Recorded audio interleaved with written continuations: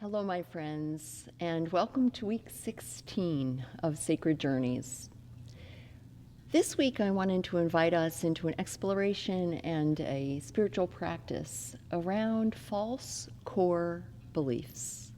So, this is it begins with a thought that we're going to explore, but understanding how that thought influences everything in our lives. So let me start with a poem, and then I'll explain what a false core belief is and lead us through an exercise designed to help us open up or begin to recognize or observe what some or at least one of our false core beliefs is. This poem is entitled Normal by Reginald Harris. Normal. Walk long enough with a pebble in your shoe, and walking with a pebble becomes normal. You no longer notice the discomfort.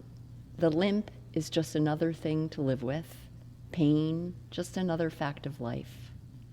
Until someone you haven't seen for a time asks, "Why are you limping?" And you remember, "Oh yes, that's right, I have a pebble in my shoe." And then what do? Take it out. Leave it in because you're used to its dull and constant ache. Do not want to learn how to walk properly again. Live long enough with war, and it becomes normal. Men and women you don't know, someone else's children, fly off the edges of the map to places that you were never taught existed. Photos of the dead close out nightly news programs, a familiar tagline as the anchor signs off until tomorrow.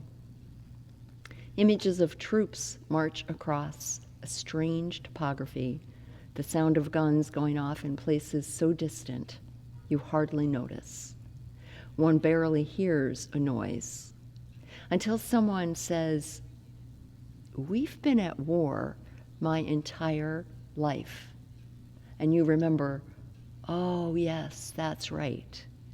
There is a war still going on." And then what do?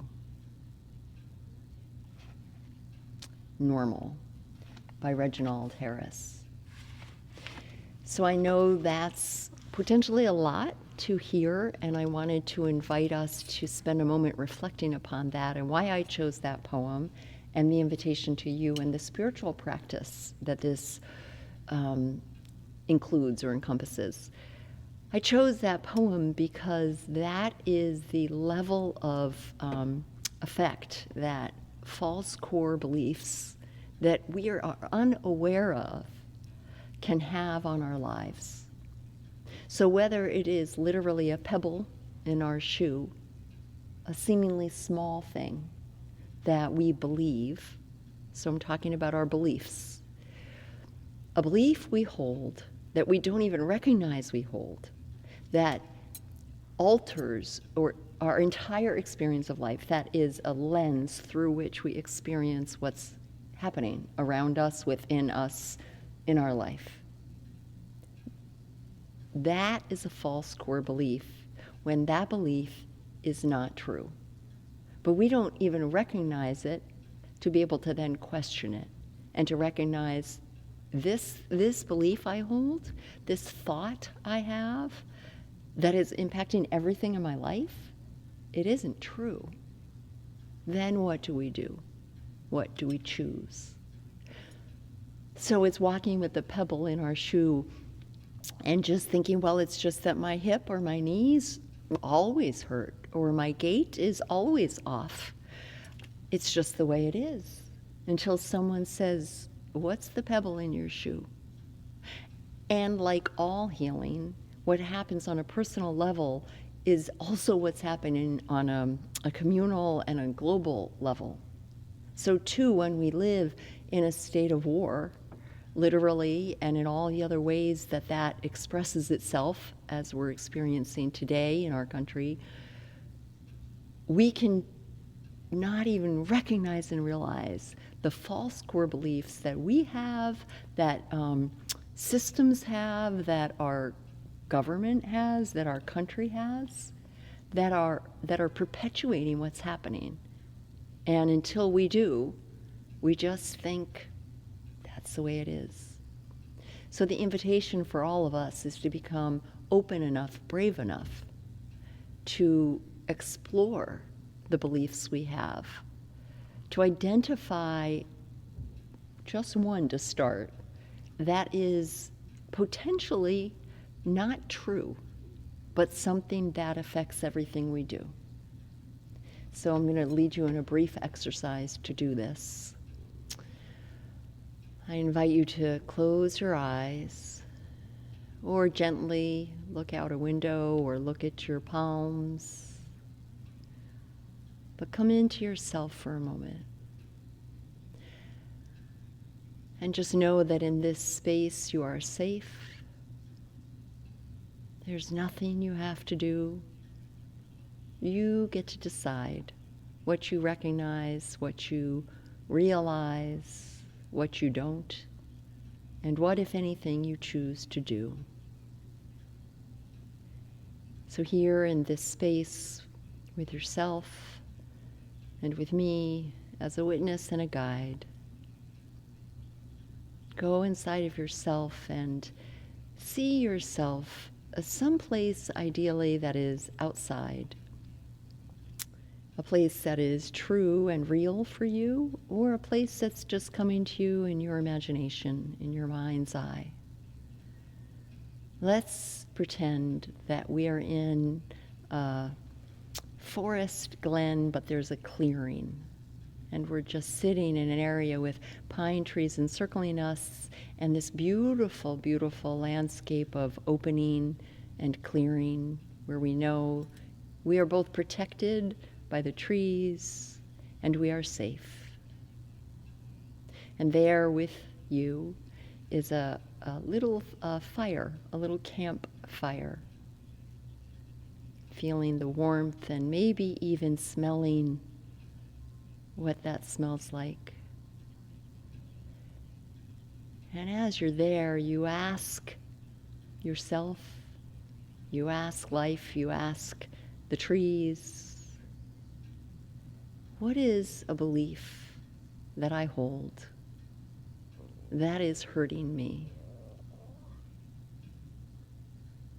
What is a belief that I hold that is something that I inherited or assumed or took to be true? That is no longer helping me. That is no longer what I choose to believe.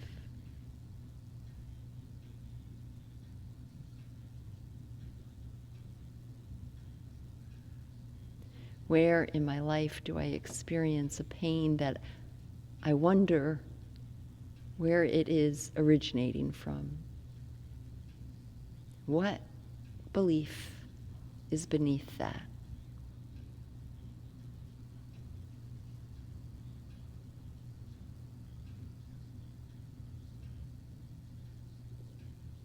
A few more sort of curious or curiosity questions to help you in this process. What I was taught about myself is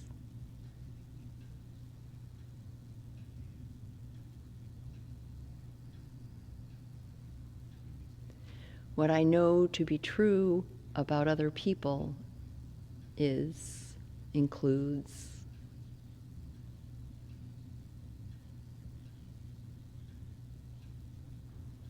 the world is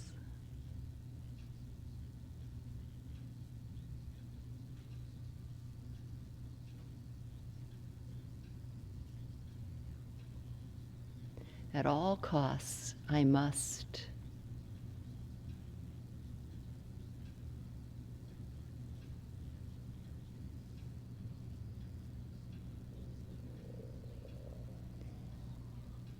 the belief that I have that is costing me the most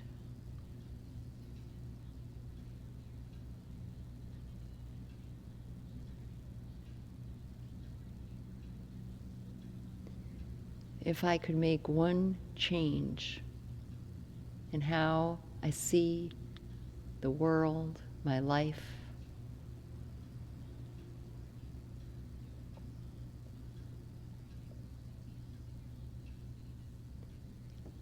and now take the belief that you've recognized, and if you haven't, trust it will come.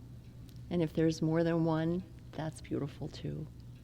But just look at that for a moment and thank yourself for being willing to even see this. Ask now if there's something that you're being called to do in response to this. What is another belief that is more true to who you are?